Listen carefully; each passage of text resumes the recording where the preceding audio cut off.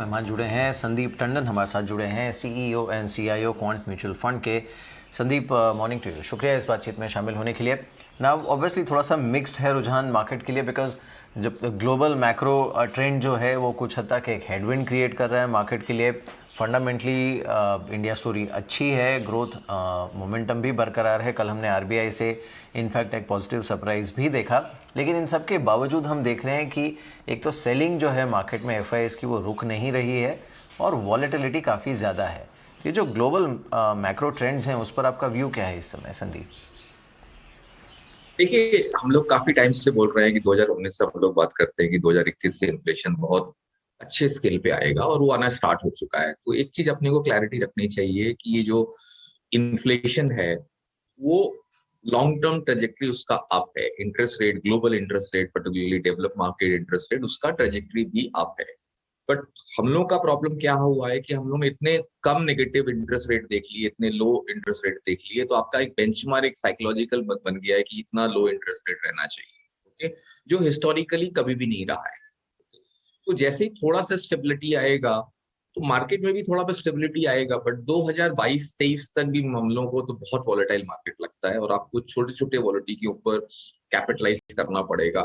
और इसमें जो, अगर इसको हम लार्जर पिक्चर देखें कि इसका क्या इम्पैक्ट है, तो ऐसा नहीं है कि बुल रन खत्म हो गया है। डेवलप मार्केट में बुल रन के ऊपर क्वेश्चन मार्क है, बट इमर्जिंग मार्केट और इंडिया का, हम लोग का ऐसा मानना है, हम लोग अभी बुल फेस में है। बट जो इजी फेस था बुल रन का वो खत्म हो गया है। जो लिक्विडिटी ड्रिवन, जहां रिस्क एपेटाइट स्पाइक किया था, एक्स्ट्राऑर्डिनरी लिक्विडिटी, वो फेस सितंबर 2021 से खत्म हो चुका है। ओके, अब हम लोग डिफिकल्ट फेस में हैं।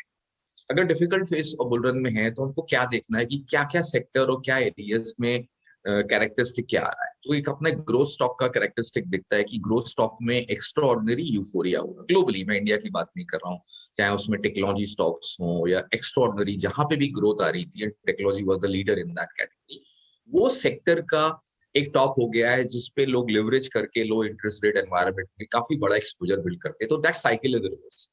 क्या, अगर डिफिकल्ट फेस है, बुल रन है, तो उसमें क्या वैल्यू दिखती है? तो वैल्यू सेक्टर दिखता है जो अपने सिक्लिकल्स है, कमोडिटीज है, इस तरह का sector, steel, cement, power, media, energy, ये सब स्पेस में काफी इंफ्रास्ट्रक्चर, ये काफी बड़ी अपॉर्चुनिटी इंडिया में अभी भी दिखती है। तो मार्केट भले ही अपने को लगता है कि दिक्कत देगा अपने को, क्योंकि ग्लोबल इंटरेस्ट रेट एनवायरमेंट जब अप मूव होता है तो सेंटिमेंट्स खराब होते हैं, पी मल्टीपल का डिटोरिएशन होता है, तो वो सब होगा।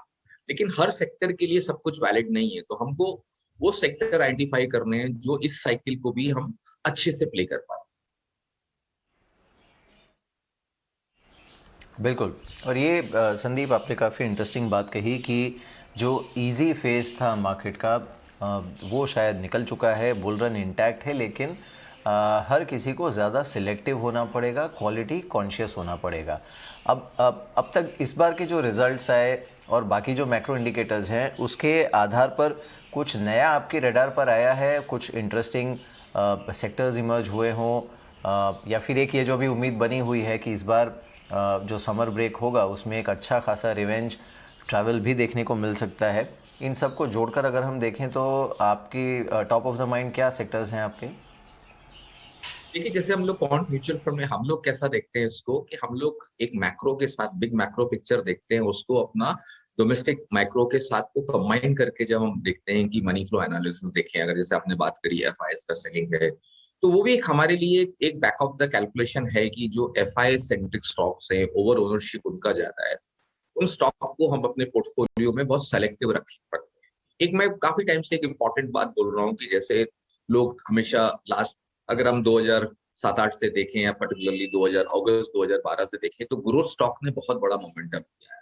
तो हर एक के पोर्टफोलियो में मेजोरिटी स्टॉक जो है वो ग्रोथ थे। तो भी हमारा थिंकिंग ऐसा है कि आप अपना जो कोर होल्डिंग है उसको वैल्यू स्टॉक्स पे लेके आइए और जो ग्रोथ स्टॉक्स है उसको अपनी टैक्टिकल पोजीशन बनाइए, जहां पे आप टैक्टिकली उनको ट्रेड कर सके और अपॉर्चुनिटी को ऑप्टिमाइज करें, तो वो बेटर रिटर्न देगा। इसीलिए हमने रिसेंटली एक वैल्यू फंड इसीलिए हम लोगों ने लॉन्च किया था, क्योंकि हम लोग मार्केट टाइमिंग की इंपॉर्टेंस को समझते हैं। ओके, कि मार्केट ओवरऑल अच्छा है, बट कौन सा सेक्टर कौन सा टाइम पे चलेगा वो बहुत इंपॉर्टेंट होता है। कोई भी स्टॉक का या सेक्टर का साइकिल देखें, वो 20% टाइम ही एक होता है जहां वो एक्स्ट्रा ऑर्डिनरी रिटर्न देता है, और वो 20% टाइम की आप स्टॉक या सेक्टर में आपको प्रेजेंस होना चाहिए।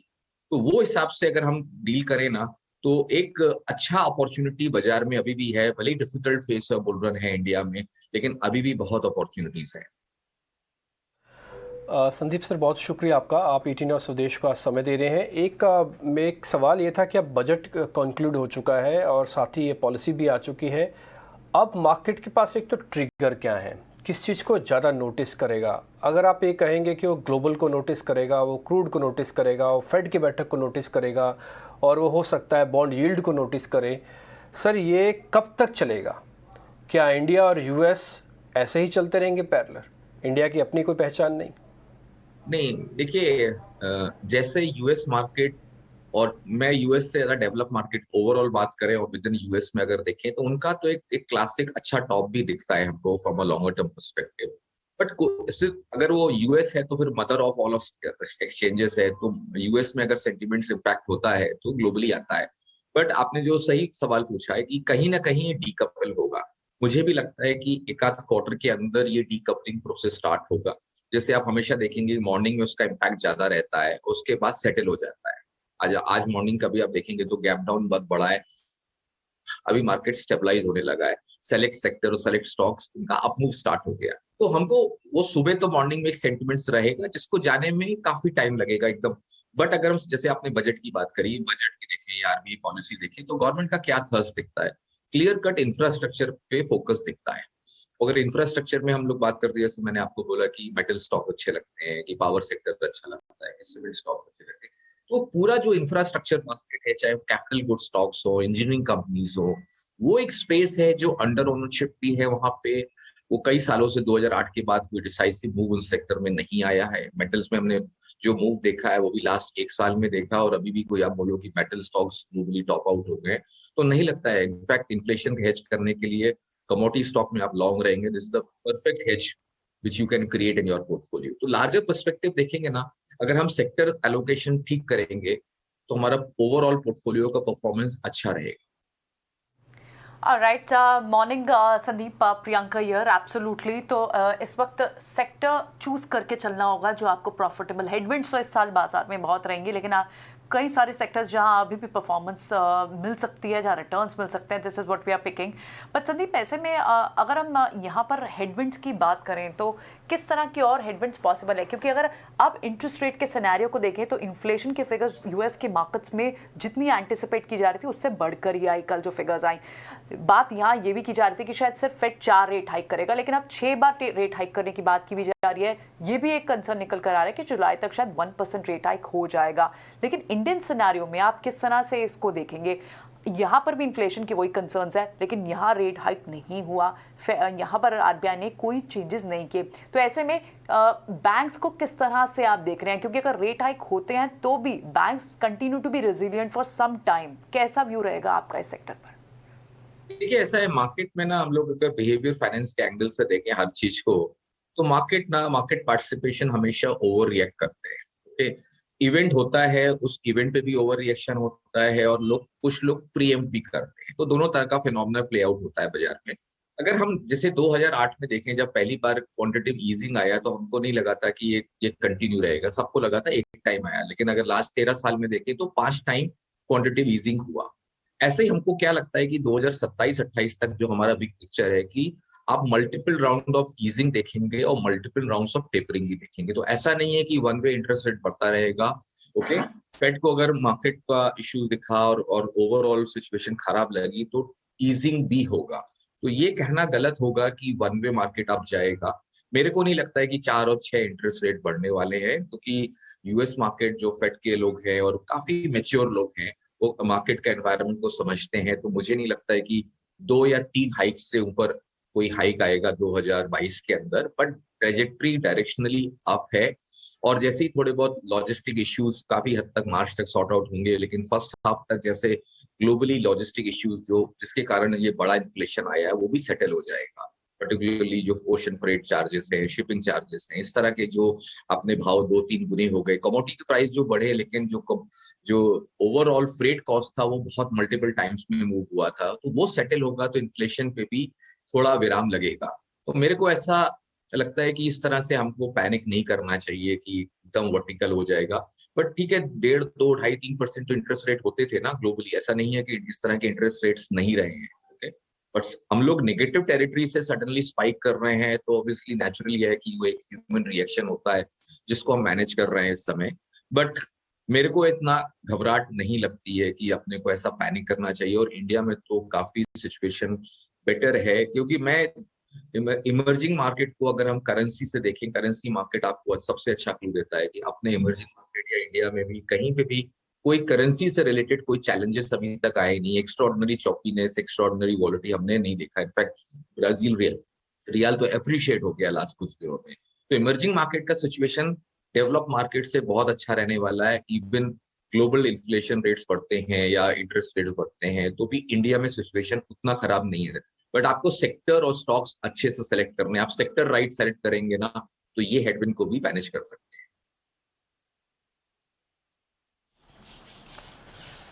जी। संदीप, साथ ही ये भी बताइए कि अब हमने कई सारे फैक्टर्स की बात की जो कि थोड़ा सा टू सम एक्सटेंट एटलीस्ट जहाँ पर विजिबिलिटी है या फिर वो कुछ हद तक फैक्टर्ड इन भी है, लेकिन एक ट्रिगर जो कि इस समय प्ले आउट हो रहा है और बहुत अनप्रिडिक्टेबली प्ले आउट हो रहा है, वो है ये रशिया यूक्रेन क्राइसिस। और उसमें जिस तरह से पूरा यूरोप इस समय उस सिचुएशन को डिफ्यूज़ करने में लगा हुआ है। कल भी यूएस प्रेसिडेंट का एक बयान आया था कि किसी भी सूरत में यूएस अपने ट्रूप्स नहीं भेजेगा Ukraine, otherwise it's a world war. Obviously वो थोड़ा सा ओवर द टॉप बयान था, लेकिन ये जो क्राइसिस है ये किस हद तक प्राइस्ड इन आपको लग रहा है इस समय सारे ग्लोबल मार्केट्स में? देखिए, मैं अगर एक बात करें, हम लोग ने अपने एक बुक लिखी थी बीइंग रेलेवेंट में, हमने उस चीज को हाईलाइट किया था कि 2021 से 2029 या 2030 तक जियो पॉलिटिकल वॉलिटी हाईएस्ट रहने वाली है। इनफैक्ट 2020-21 में लास्ट 100 ईयर्स का हाईएस्ट जियो पॉलिटिकल वॉलिटी। ओके, तो ये जो सिचुएशन बिल्ड हो रही है ये कंटिन्यूस रहने वाली है। ओके, कभी ये सबसाइड होगी, कभी स्पाइक करेगी, बट मेरे को ऐसा जिस तरह से मैच्योर इकोनॉमी है ग्लोबली, कोई वर्ल्ड वॉर का सिनेरियो नहीं लगता है। बट हाँ, करेंसीज वॉर होगा, जो 2015 में भी हमने देखा है। चाइना हमेशा अपने करेंसी को एक वेपन की तरह यूज करता है, तो करेंसी वॉर होगा, साइबर वॉर्स होंगे, बायोलॉजिकल वॉर्स होंगे। बट मुझे नहीं लगता है कि ऐसा कोई इस तरह का वर्ल्ड वॉर 3 होने वाला है। बट जो भी वॉर होगा वो इकोनॉमिक वॉर होगा, एंड वो ऑलरेडी फैक्टर्ड है और वो चल रहा है। वो उस पर इंटेंसिटी अगर बोलोगे इकोनॉमिक वॉर या करेंसी वॉर में या साइबर वॉर में या बायोलॉजिकल वॉर में इंटेंसिव स्पाइक होगी, तो answer is big yes. Okay, वो रहने वाली है और ये एक डिकेड का एक फेस है। ओके, जहां मैसिव अर्थ चेंजेस भी हैं, उसका भी आपको इम्पैक्ट देखने को मिलेगा, जिसका इम्पैक्ट आपको इन्फ्लेशन, हमारा जो बड़ा कॉल था वो क्रॉप साइकिल को लेकर था कि agri prices will go up, और वो वेदर कंडीशन, क्लाइमेट कंडीशन जो चेंज हो रही है उससे लिंक करके हम लोगों ने एक बड़ा कॉल लिया था कि 2021 से इन्फ्लेशन आएगा। तो geopolitical is part of your life now, you have to live with that.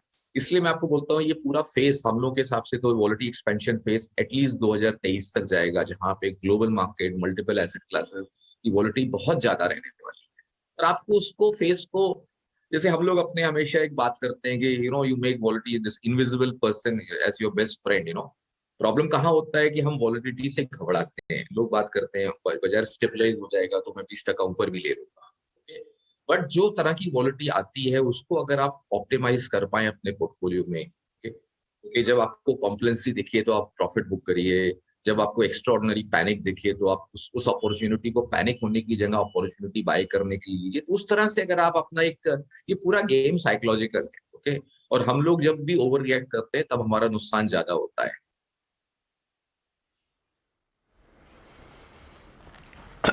जी बिल्कुल। चलिए संदीप, आप हमारे साथ बने रहिए। हमारे साथ और एक मेहमान भी जुड़े हैं, दिनशो ईरानी जुड़े हैं हमारे साथ, CEO है